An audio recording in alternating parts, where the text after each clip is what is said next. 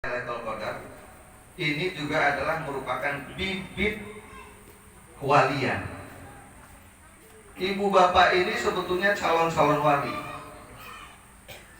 Waliullah maksudnya bukan wali murid. Kalau wali murid mah udah jadi kan gitu ya. Wali santri sudah pasti. Kalau yang sudah punya anak gitu kan. Wali kota ya harus nyalon dulu gitu kan, jadi wali gitu kan. Nah, kalau saya mengartikan bahwa seseorang yang mendapatkan talqin zikir yang diberikan oleh para petani pohon anti gempa, namanya juga petani pohon anti gempa, berarti yang kalau petani yang diberikannya apa? Bibit pertanian, bibit pohon. Nah, ibu bapak sudah diberikan bibit pohon. Bibit pohon itu akan tumbuh nggak kalau tidak disiram? Enggak. Bibit pohon itu akan tumbuh baik nggak kalau tidak dipupuk? Bibit pohon itu akan tumbuh dengan keras kalau tidak pernah disiangi rumput-rumputnya? Enggak.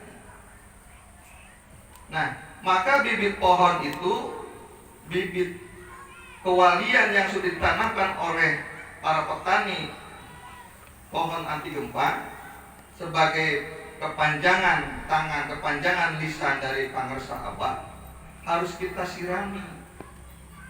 Siraminya apa?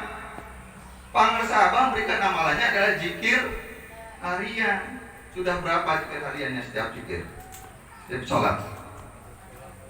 8 165. Gak naik-naik.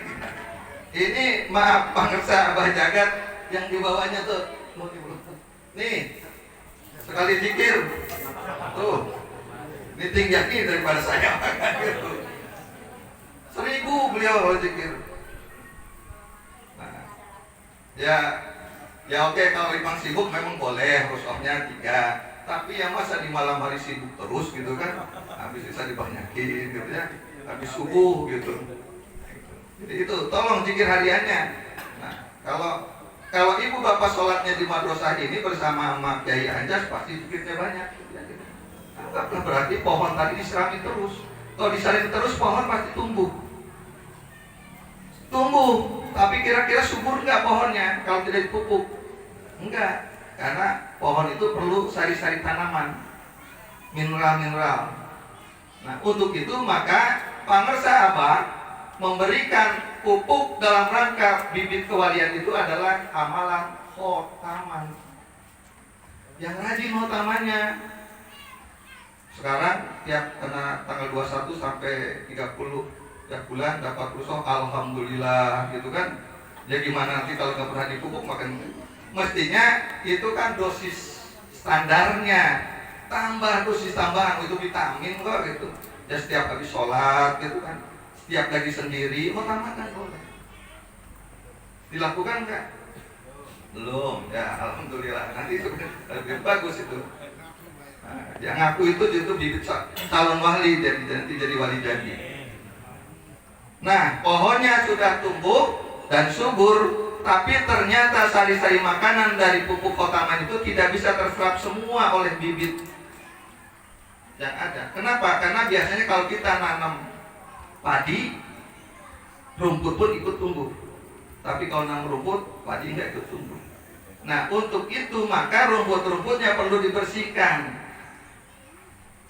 Sering tidaknya membersihkan rumput atau ilalang atau pengganggu pohon kewalian tadi, maka ini juga berpengaruh pada cepat tidaknya tumbuh berbuah cepat tidaknya buahnya pohon kewalian tadi. Apa bentuk amalan amalan dalam rangka menyiangi itu? Mana hibah. Nah, makanya itu mohon barangkali nanti nggak tahu mana hibahnya berapa bulan sekali di sini. Sebulan padahal 5 kali.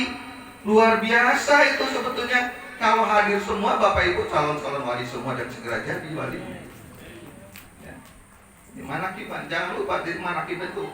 Kalau ingin tumbuh. Nah, sudah berbuah, supaya buahnya bisa kita nikmati, hasil riado kita bisa kita nikmati, bukan orang lain yang dapat menikmatinya, justru Allahnya bisa dapatkan oleh kita, maka buah-buahan pohon yang sudah ditanam dan berbuah baik itu harus kita jaga. Ya kalau pohon mangga jaganya bisa dibungkus gitu kan, bisa dipagari.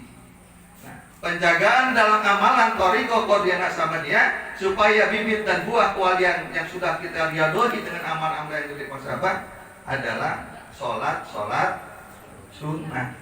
Jadi mohon zikir harian, khotaman, manakiban, dan sholat sunnah ini adalah paket supaya bibit kewalian yang sudah ditanamkan oleh para sahabat bisa tumbuh dan kita bisa merasakan tentang nikmatnya zikir la ilaha illallah.